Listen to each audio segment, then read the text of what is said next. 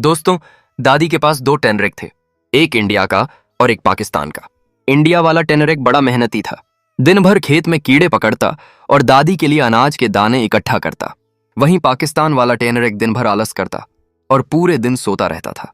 यह देख दादी को बहुत गुस्सा आया और उन्होंने फैसला किया, जो टेनरिक इस सूखी जमीन पर सबसे ज्यादा फूल लगाएगा वही मेरे पास रहेगा। अब दोनों टेनरिक आमने सामने आ जाते हैं और मुकाबला शुरू होता है। इंडियन टेनरिक मिट्टी खोद खोद कर फूलों के बीज बोता है। पाकिस्तानी टेनरिक भी कोशिश करता है और रंग बिरंगे फूल लगाता है। दोनों मेहनत करके थक जाते हैं। अब फैसला तुम लोगों पर है। अगर पाकिस्तानी टेनरिक को जिताना है तो कमेंट करो, और अगर इंडियन टेनरिक को जिताना है तो लाइक और सब्सक्राइब करो।